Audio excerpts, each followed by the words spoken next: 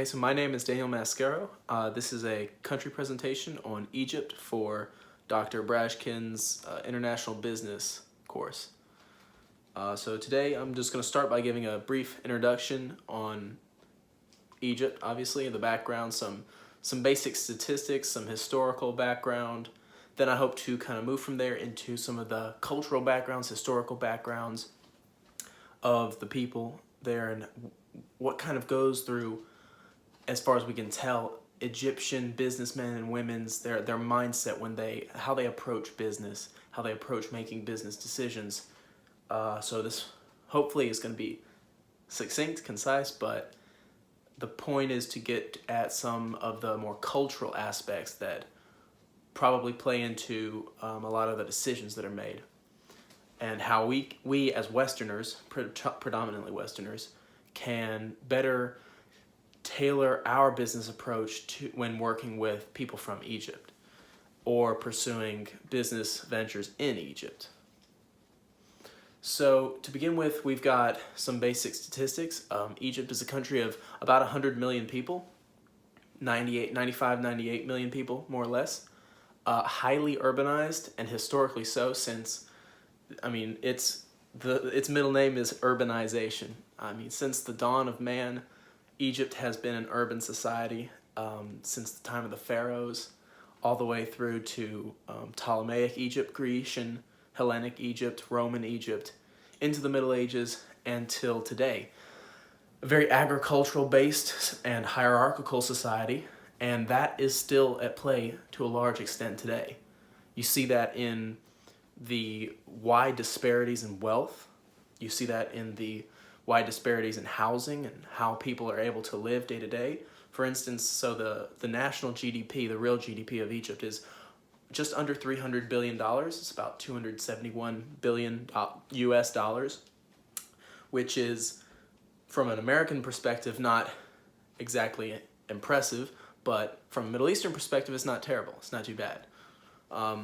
With that being said, per capita, it's about $2,800 a year per capita, which is abysmal from an American or a Canadian or a Western European perspective. But once again, from an Arabic perspective, from a Middle Eastern perspective, or any developing country, nation for that matter, it's not too terrible. And if the trend continues along the way it has, as it has for the last few decades in Egypt, things will progress and they will get better. But it will take time, obviously. Another major factor that comes in play with the way Egyptian society is structured is the land issue. It's chronic. Most of Egypt, about 80 to 90% of it, is desert. It's not even arable. You can't really plant goods in it. Not goods. You can't really plant agricultural products in it. So what you end up having is the situation there today, where 95% of the people in Egypt lives on about 5% of the land. That narrow river plain, the valley going down the Nile River. And it's a fascinating and very different way of living than what we as Americans are used to, given that so many Americans live spread out, and the amount of land per person in the U.S. in most states is incredible and unfathomable from an Egyptian perspective, given that so many people live in heavily urbanized societies, in cities, around cities, within the driving distance of a major metropolitan area. And everyone lives along this same river, valley, or delta, more or less. So with that in mind, what tends to happen with societies that are built in that kind of highly dense urban structure is you get heavy hierarchy, large hierarchies forming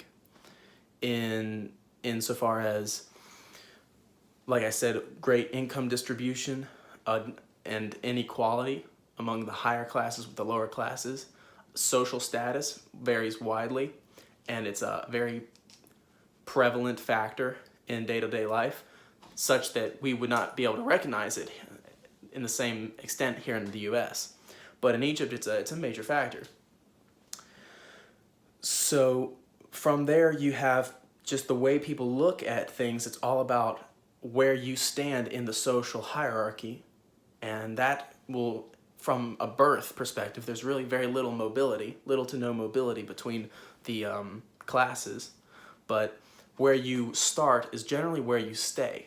And for that reason, respect and interactions among the classes are very rigid, structured, and pre-formulated in many ways. So there's a lot of respect paid to the people who are older, to people who have been there longer, essentially, the people who are more established, the business owners, the landowners, the landlords. There's a heavy cultural bias towards power and authority in general, and you see that in business. You'll notice that if they're dealing with a person that's their same rank or lower, they might have one attitude, whereas if they're dealing with someone that they know, and they'll be sure to find out, someone they know that is higher ranking in the organization, they will be much more deferent to this person. And it's just it's part of a cultural trait that you see in the US, you see in Europe, but not to that extent that you see in many Middle Eastern, more traditional societies. Touching on that traditionalness of Egyptian society, it's one of the largest. Has one of the largest Arabic populations, and so this is a major colliding factor with people from a culturally Western Christian background that we have to be sensitive to when doing business in Egypt. The fact that many people don't come from our same background, don't have our same religious beliefs, or don't have our same cultural references necessarily, although you'd be surprised how many you end up sharing. And then so moving from there to recommendations that I would say for business leaders, people that are entrepreneurs, people that are looking to do business in Egypt. Egypt has some pretty historically well-established trade partners around the world. It has connections with, used to be Soviet Union, now Russia. It has connections with the Chinese, with the Germans, the Italians, and other Arab nations. Connections that consist of trading agricultural products, raw materials. So the Egyptians will produce a lot of crude petroleum, send it to other nations where it will be refined and processed, and then sold back to the Egyptians in many ways. So it's a kind of intriguing little phenomenon. What you have is one of the main exports, Egyptian exports, is just processed in another country and then imported right back into Egypt. So from my perspective, I would see an industry that could set up factories or some kind of new business venture of refining that petroleum in Egypt. That could be a lucrative venture, given that it would cut costs and close the supply chains and prevent that petroleum from having to go to, Germany or another Arab nation and then having to be brought back. That seems like a lot of wasted time, a lot of lost resources, a lot of lost financial resources, when it could just be, refined in Egypt. And Egypt would get higher tax revenues, more jobs kept in Egypt, and more money produced there. And relatively for Westerners, it would be a lot cheaper to produce that petroleum, to refine the petroleum in Egypt. But that would take a little bit more research to really find exactly.